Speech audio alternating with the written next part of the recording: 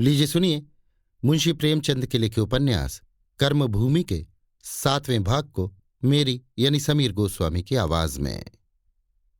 उपन्यास के इस भाग का सिलसिला शुरू करने के पहले हम चर्चा कर लेते हैं खैम्बले के बारे में। कई बार ऐसा होता है कि हमें इंग्लिश में बात करने में झिझक महसूस होती है, चाहे वो ऑफिस में हो या किसी जॉब इंटरव्यू के समय। अगर आप चाहते हो कि आप घर बैठे अपनी इंग्लिश फ्लुएंसी सुधार सकें तो आप कैम्बले को सब्सक्राइब कर सकते हैं। कैम्बले इंडिया का इकलौता ऐप है जहां आप 1-on-1 वीडियो कॉल द्वारा ट्यूटर से इंग्लिश सीख सकते हैं। इनके सभी ट्यूटर नेटिव इंग्लिश स्पीकर हैं जो यूएसए, यूके, कनाडा आदि देशों से हैं। ये एक पेड ऐप है और अगर आप कहानी सुनो प्रोमो कोड यूज करते हैं तो आपको 32% डिस्काउंट मिलेगा, जो कि किसी भी 3 महीने के प्लान पर होगा। आप कैम्बले ऐप प्ले स्टोर या ऐप स्टोर से डाउनलोड कर सकते हैं या फिर इनकी वेबसाइट www.cambly.com पर भी साइन अप कर सकते हैं। तो ये तो थी चर्चा कैम्बले के बारे में। आइए सिलसिला शुरू करते हैं मुंशी प्रेमचंद के लिखे उपन्यास कर्मभूमि के अगले भाग का, मेरी यानी समीर गोस्वामी की आवाज में। अमरकांत ने देखा सुखदा निर्मल नारित्व की ज्योति में नहा उठी है। उसका देवित्व जैसे प्रस्फुटित होकर उसे आलिंगन कर रहा है। अमरकांत ने आम जलसों में बोलना तो दूर रहा, शरीक होना भी छोड़ दिया, पर उसकी आत्मा इस बंधन से छटपटाती रहती थी और वो कभी कभी सामयिक पत्र पत्रिकाओं में अपने मनोद्गारों को प्रकट करके संतोष लाभ करता था। अब वो कभी कभी दुकान पर भी आ बैठता। विशेषतः छुट्टियों के दिन तो वो अधिकतर दुकान पर रहता था। उसे अनुभव हो रहा था कि मानवीय प्रकृति का बहुत कुछ ज्ञान दुकान पर बैठकर प्राप्त किया जा सकता है। सुखदा और रेणुका दोनों के स्नेह और प्रेम ने उसे जकड़ लिया था। हृदय की जलन जो पहले घर वालों से और उसके फलस्वरूप समाज से विद्रोह करने में अपने को सार्थक समझती थी, अब शांत हो गई थी। रोता हुआ बालक मिठाई पाकर रोना भूल गया था। एक दिन अमरकांत दुकान पर बैठा था कि एक असामी ने आकर पूछा, भैया कहाँ हैं बाबूजी? बड़ा जरूरी काम था। अमर ने देखा अधेड़, बलिष्ठ, काला, कठोर आकृति का मनुष्य है। नाम है काले खां। रुखाई से बोला, वो कहीं गए हुए हैं। बड़ा जरूरी काम था। कुछ कह नहीं गए, कब तक आएंगे? अमर को शराब की ऐसी दुर्गंध आई कि उसने नाक बंद कर ली और मुंह फेर कर बोला, क्या तुम शराब पीते हो? काले खां ने हंसकर कहा, शराब किसे मयस्सर होती है लाला, रूखी रोटियां तो मिलती नहीं। आज एक नातेदारी में गया था, उन लोगों ने पिला दी। वो और समीप आ गया और अमर के कान के पास मुंह लगाकर बोला, एक रकम दिखाने लाया था, कोई 10 तोले की होगी।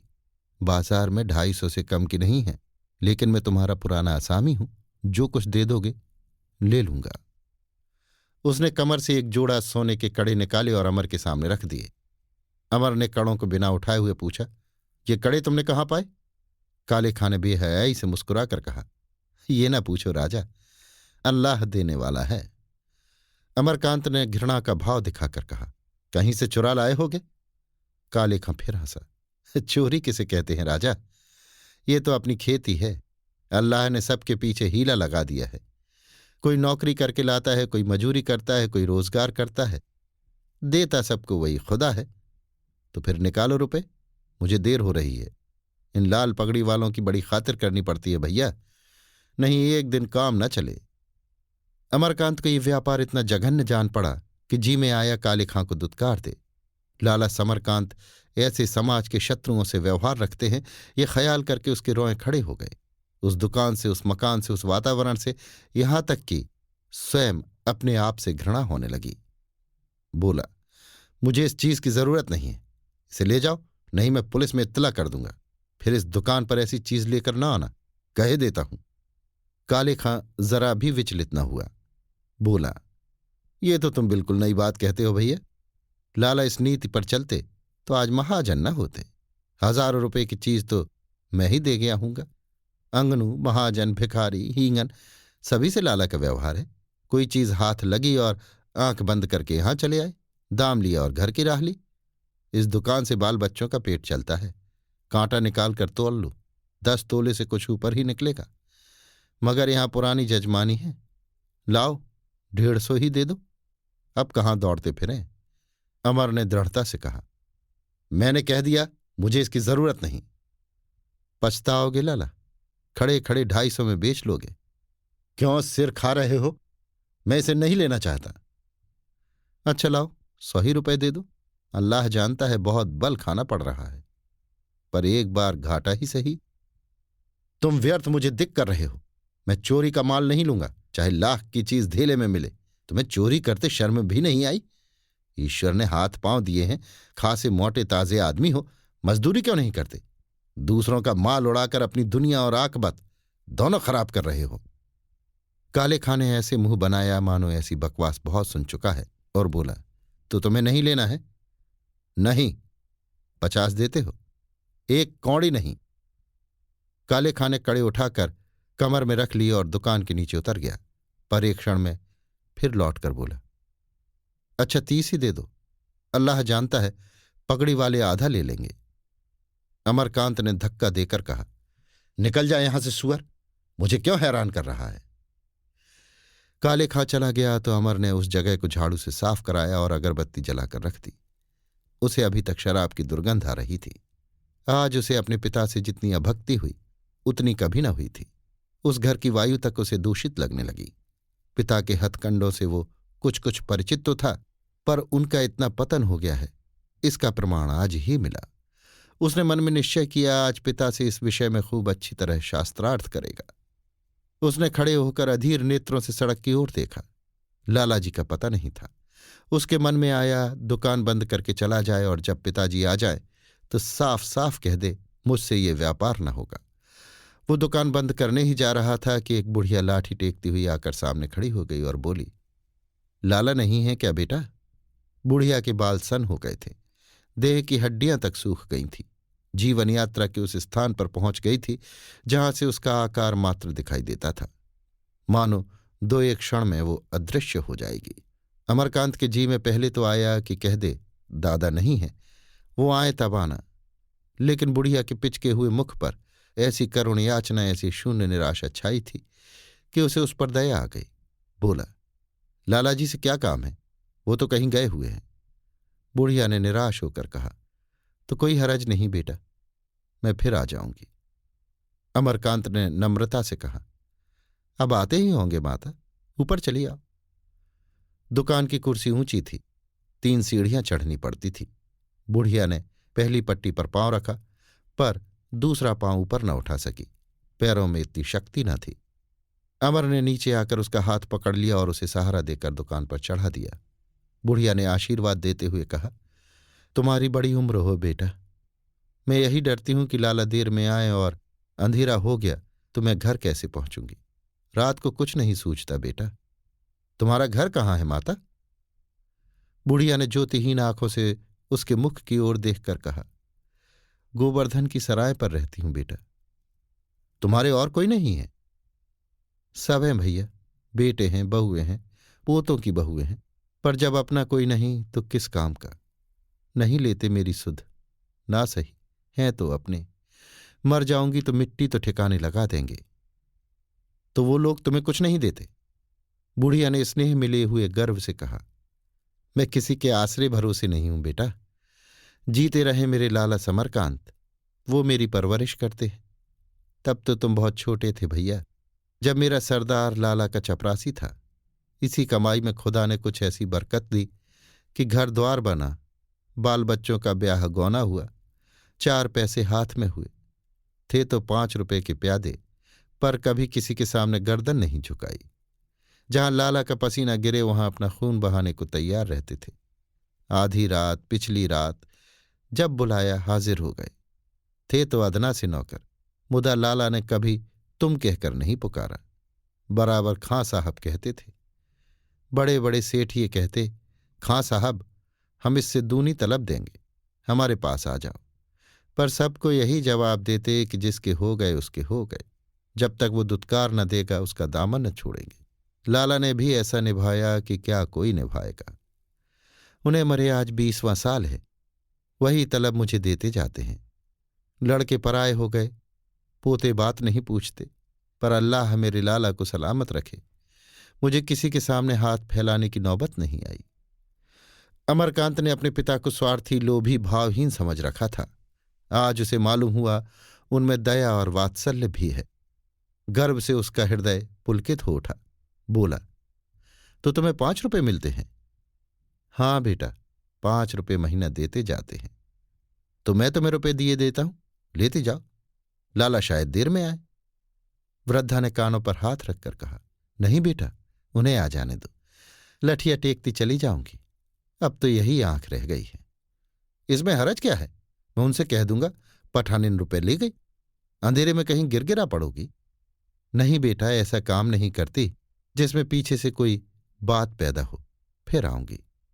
नहीं, मैं बिना रुपए लिए न जाने दूंगा। बुढ़िया ने डरते डरते कहा, तो लाओ दे दो बेटा, मेरा नाम टाँक लेना पठानिन। अमरकांत ने रुपए दे दिए। बुढ़िया कांपते हुए हाथों से रुपए लेकर ग्रह बांधे और दुआएं देती हुई धीरे धीरे सीढ़ियों से नीचे उतरी। मगर 50 कदम भी न गई होगी कि पीछे से अमरकांत एक इक्का लिए हुए आया और बोला, बूढ़ी माता, आकर इक्के पर बैठ जाओ, मैं तुम्हें पहुंचा दूं। बुढ़िया ने आश्चर्यचकित नेत्रों से कहा, अरे नहीं बेटा, तुम मुझे पहुंचाने कहाँ जाओगे? मैं टेकती हुई चली जाऊंगी, अल्लाह तुम्हें सलामत रखे। अमरकांत इक्का ला चुका था।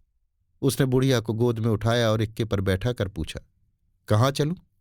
बुढ़िया ने इक्के के डंडों को मजबूत पकड़कर कहा, गोवर्धन की सराय चलो बेटा, अल्लाह तुम्हारी उम्र दराज करे।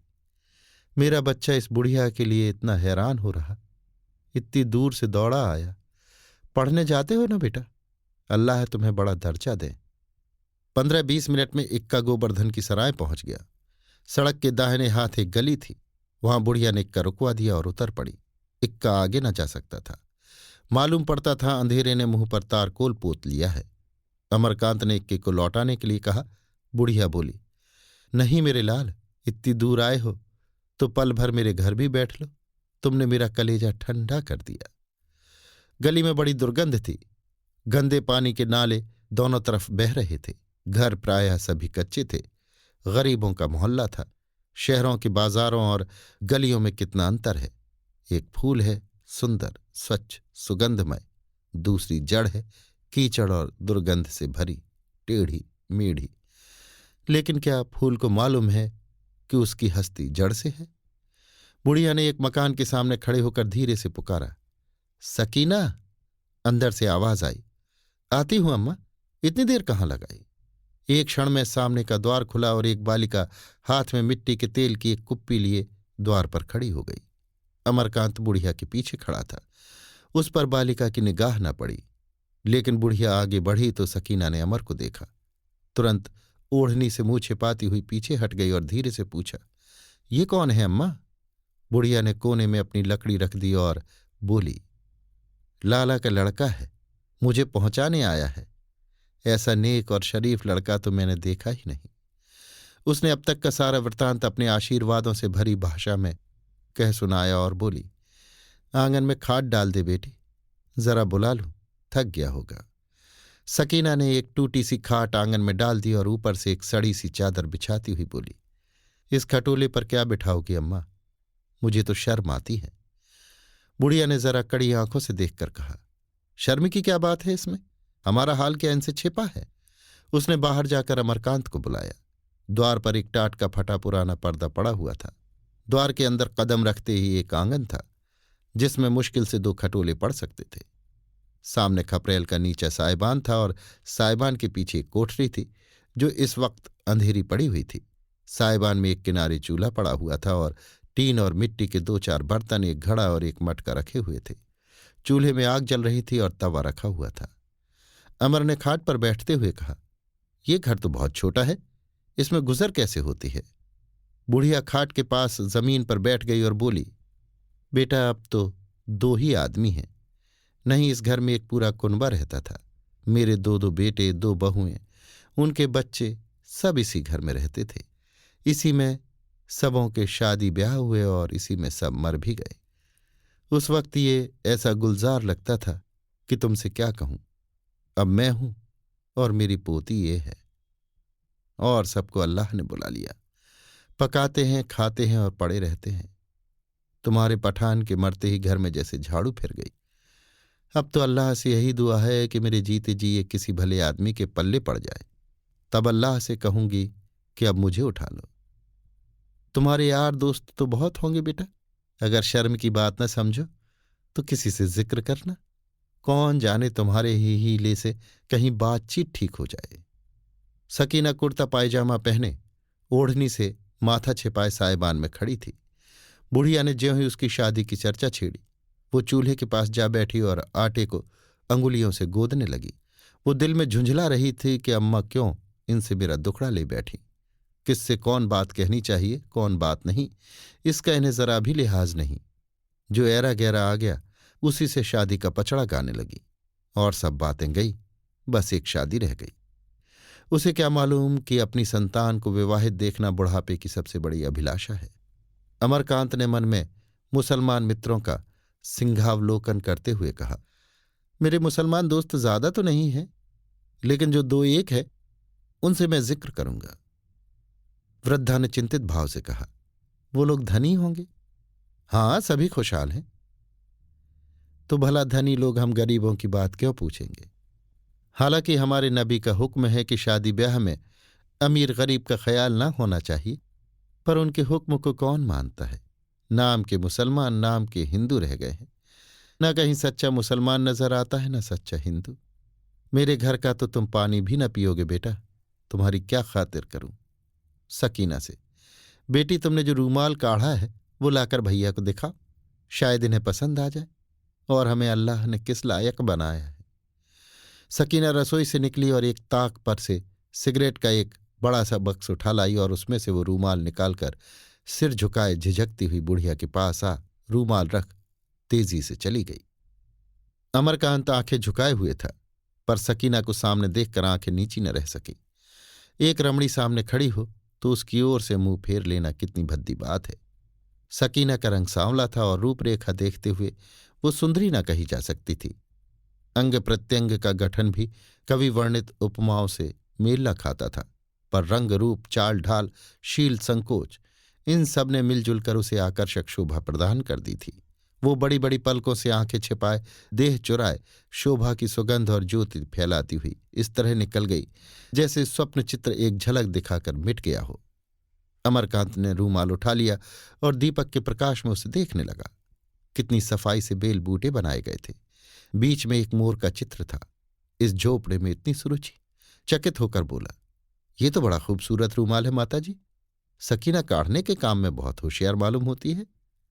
बुढ़िया ने गर्व से कहा, ये सभी काम जानती है भैया, ना जाने कैसे सीख लिया। मोहल्ले की दो चार लड़कियां मदरसे पढ़ने जाती हैं, उन्हीं को काढ़ते देखकर इसने सब कुछ सीख लिया। कोई मर्द घर में होता तो हमें कुछ काम मिल जाया करता। इन गरीबों के मोहल्ले में इन कामों की कौन कदर कर सकता है। तुम ये रूमाल लेते जाओ बेटा, एक बेकस बेवा की नजर है। अमर ने रूमाल को जेब में रखा तो उसकी आंखें भर आईं। उसका बस होता तो इसी वक्त 100-200 रूमालों की फरमाइश कर देता। फिर भी ये बात उसके दिल में जम गई। उसने खड़े होकर कहा, मैं इस रूमाल को हमेशा तुम्हारी दुआ समझूंगा। वादा तो नहीं करता, लेकिन मुझे यकीन है कि मैं अपने दोस्तों से आपको कुछ काम दिला सकूंगा। अमरकांत ने पहले पठानेन के लिए तुम का प्रयोग किया था। चलते समय तक वो तुम आप में बदल गया था। सुरुचि, सुविचार, सद्भाव, उसे यहां सब कुछ मिला। हां, उस पर विपन्नता का आवरण पड़ा हुआ था। शायद सकीना ने ये आप और तुम का विवेक उत्पन्न कर दिया था। अमर उठ खड़ा हुआ। बुढ़िया आंचल फैलाकर उसे दुआएं देती रही। अभी आप सुन रहे थे मुंशी प्रेमचंद के लिखे उपन्यास कर्मभूमि के 7वें भाग को मेरी यानी समीर गोस्वामी की आवाज में।